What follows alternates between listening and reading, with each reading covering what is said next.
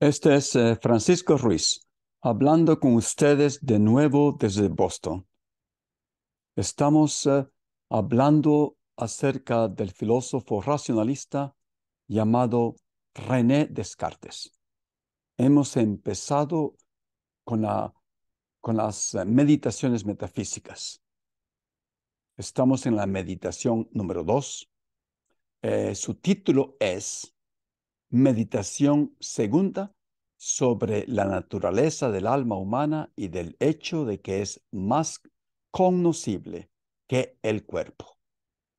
Esta meditación es una de las más famosas, célebres, porque tiene un ejemplo al final que se llama el ejemplo de la cera de abejas, que solidifica el pensamiento racionalista de Descartes y es citado infinitamente en todos los anales de filosofía. Yo voy a dividir esta meditación en dos partes. El ejemplo de la cera lo voy a dejar para la próxima vez. Ok, comencemos. Descartes nos dará en esta meditación número 2 su famosa respuesta triunfal. Ya echó a la basura todos los conocimientos obtenidos por los sentidos porque frecuentemente nos engañan. Ya estableció que él duda que tiene un cuerpo. Ya echó a la basura todos los conocimientos del mundo externo a nuestras mentes y los conocimientos obtenidos por las matemáticas porque pueda existir un espíritu maléfico que nos haga creer que 2 más 3 es 5, pero que en realidad no lo es.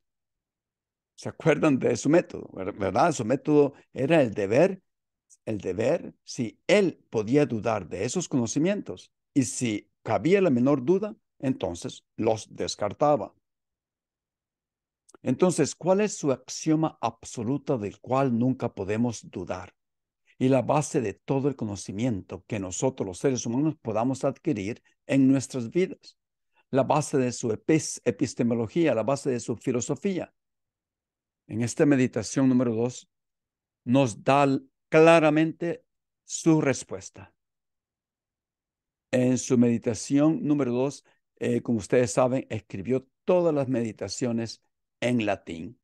Empieza este párrafo de su meditación, empieza en latín, sed est deceptor necio.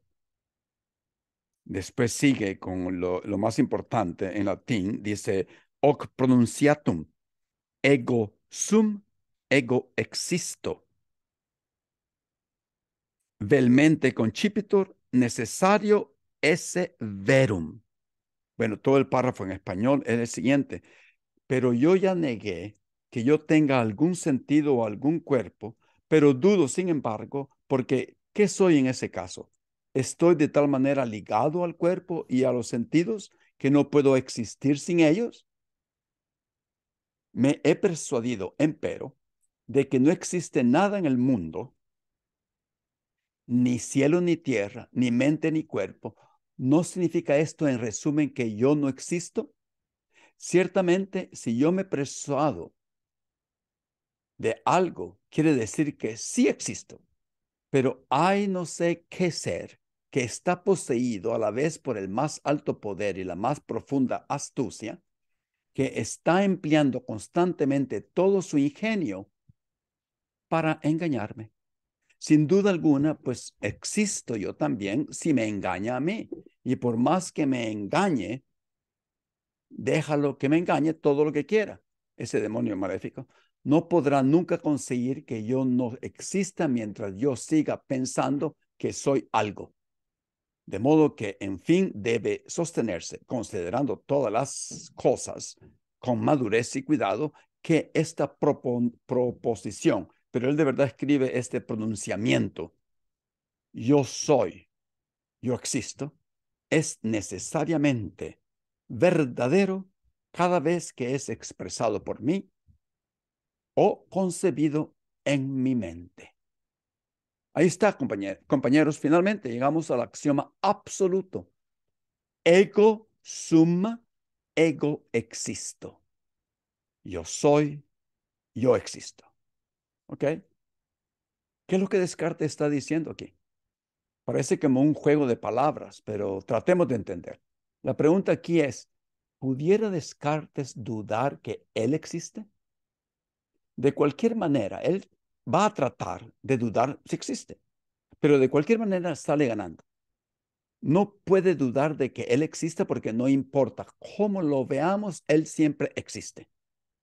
Me explico. Si no puede dudar su propia existencia, entonces tiene que aceptarla. No la puede dudar. Entonces hay que poner ese conocimiento en la categoría de esos conocimientos absolutos. No, la vez pasada yo traté, pero no pude darles un ejemplo de un conocimiento absoluto. No puede dudar de su existencia. Él existe. Pero si por el otro lado, alternativamente, si él es capaz de dudar de su existencia, entonces él está dudando. Y si es capaz de dudar, eso quiere decir que él existe. Él tiene que existir para poder dudar de su existencia. De cualquier manera, si duda su existencia o no duda su existencia, él tiene que existir para poder hacer cualquiera de esas dos cosas.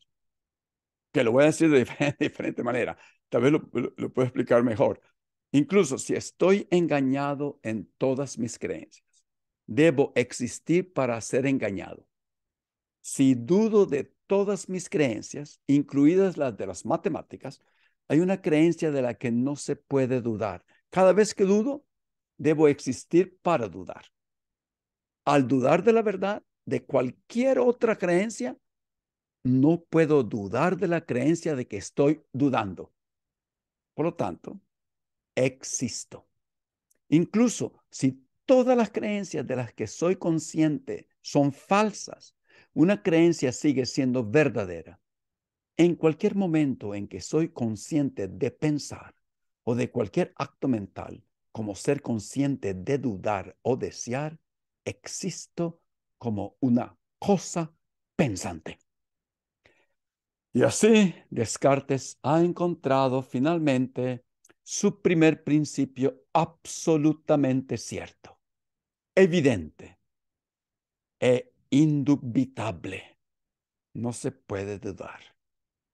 Bueno, estoy seguro que ustedes ya han oído la frase famosa que ya se ha hecho popular en latín, es cogito ergo sum. Yo pienso, por lo tanto, yo soy. En francés, eso lo escribió en francés, porque esa frase no la escribió en las meditaciones, la escribió en el discurso del método. Je pense, donc je suis. Pienso, luego existo. Y no le hizo mucho énfasis en ese momento cuando lo escribió, porque como algunos ya han indicado, incluyendo mi amigo Gustavo Orellana, catedrático de la Benemérita Universidad de Puebla, la frase puede implicar un largo proceso silogístico que Descartes no desarrolla. Por ejemplo, primero se da cuenta que él piensa y después llega a la conclusión que debe de existir. No necesitamos esta frase en este momento porque en la meditación número 2 ya él probó que él existe. Ahora bien, si quisiéramos destruir el argumento de Descartes, pudiéramos decir que en la frase yo pienso, el verbo pensar necesita alguien que piense, un pensador. Necesita lo que nosotros llamamos el yo.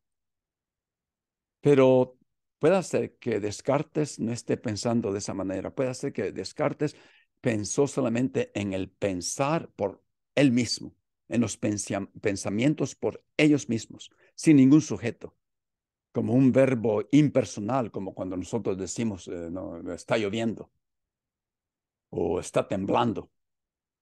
No tiene un sujeto. No importa, de todas maneras, si hay algunos pensamientos que están siendo pensados, lo importante aquí en el pensamiento de Descartes es que tiene que haber una mente que está teniendo esos pensamientos. Entonces, no me quiero meter en esta enredadera, pero podemos decir que Descartes ha llegado a su axioma verdadero, evidente por sí mismos. Bueno, después de haber establecido este axioma, se mueve a otro tema, a otra pregunta, a otra gran pregunta. Él se pregunta, si yo existo porque pienso, ¿cómo podríamos definir a ese yo que piensa? ¿Qué clase de criatura soy yo? ¿No? ¿Quién soy yo? En otra palabra, ¿Qué somos nosotros los seres humanos? Pregunta fundamental en este canal de la filosofía iluminante. Llega a una respuesta. Esto es lo que dice. Pensar, aquí sí encuentro el pensamiento. Solo a él no puedo arrancarlo de mí. Yo soy, yo existo. Es cierto, pero ¿cuánto tiempo?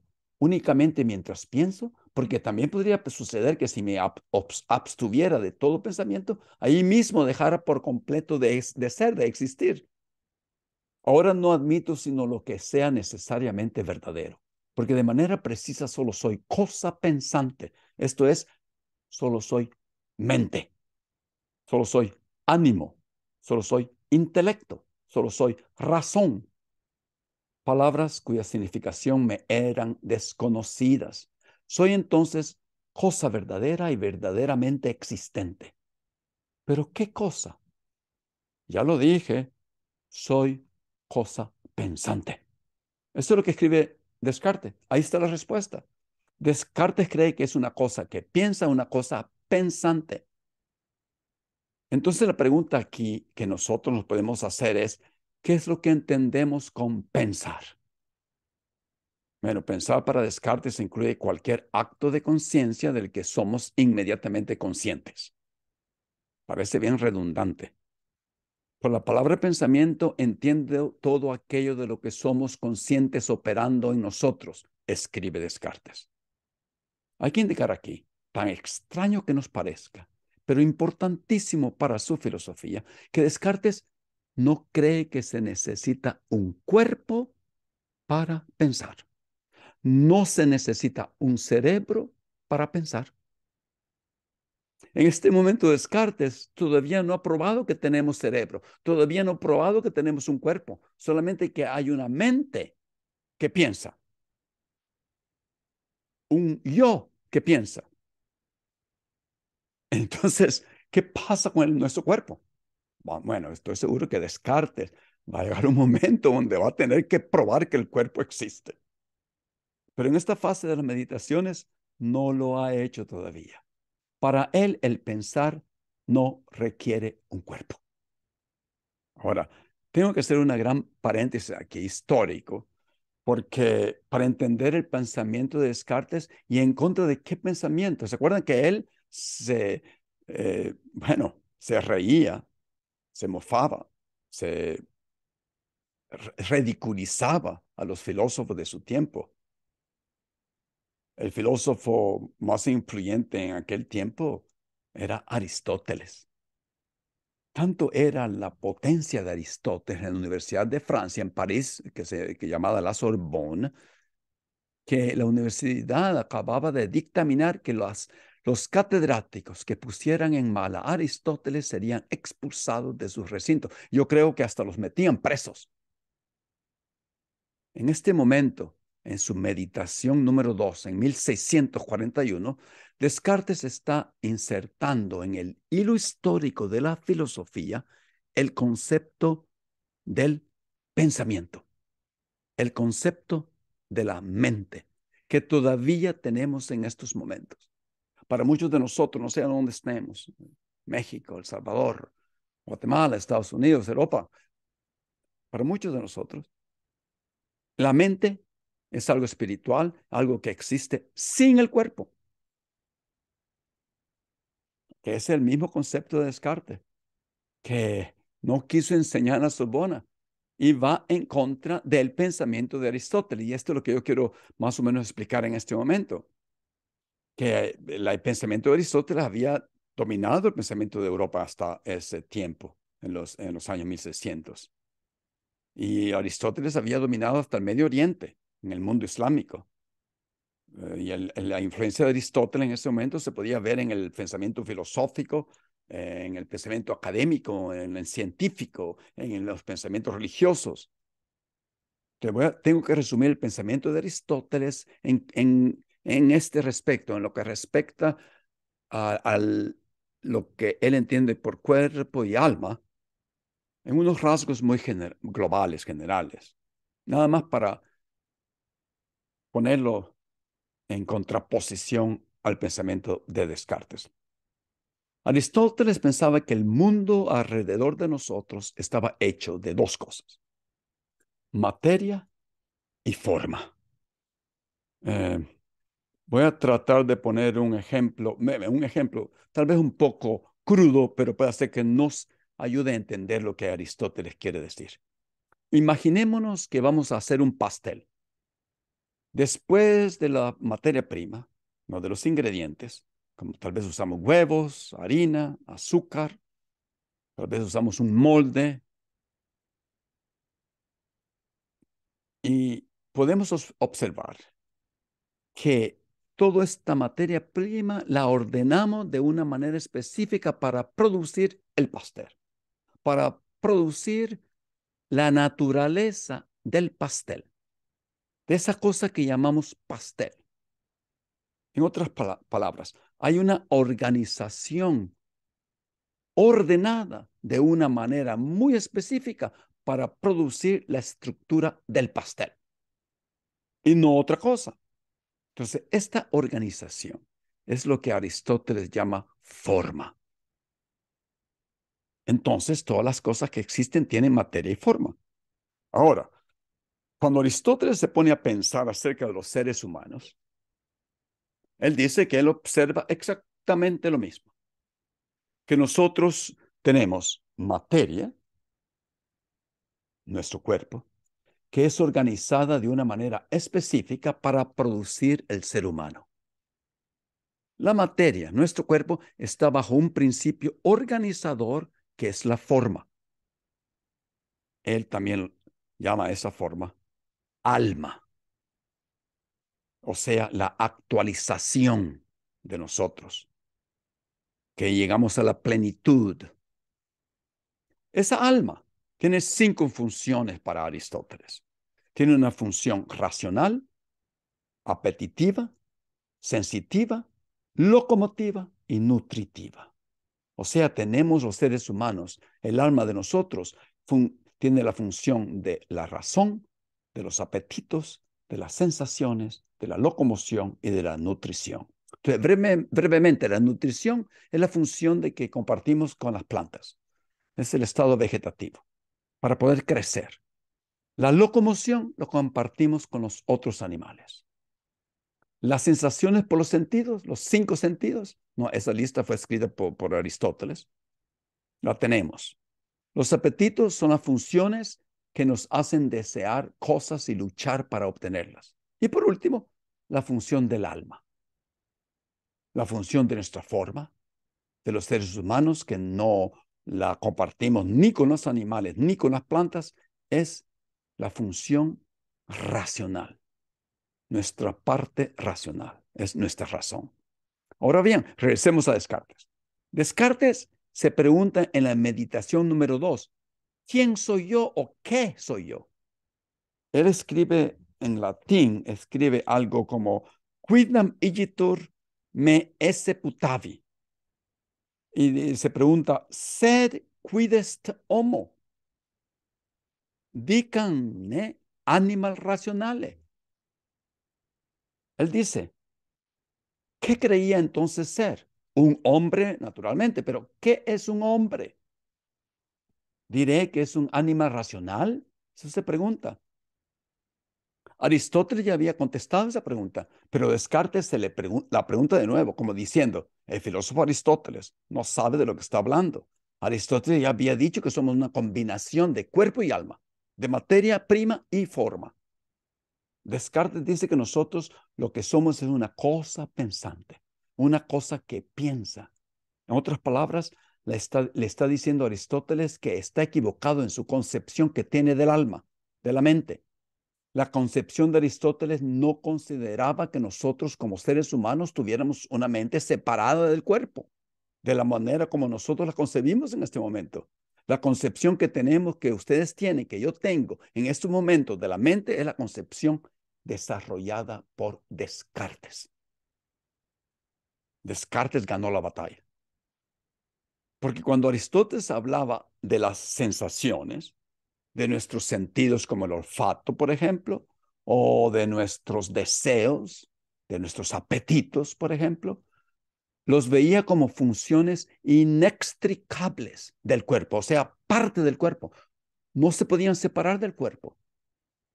No se puede oler sin una nariz, no se puede desear comida sin un estómago. Pero Descartes está introduciendo dentro de la filosofía occidental la idea del deseo o apetito como un deseo puro, sin cuerpo.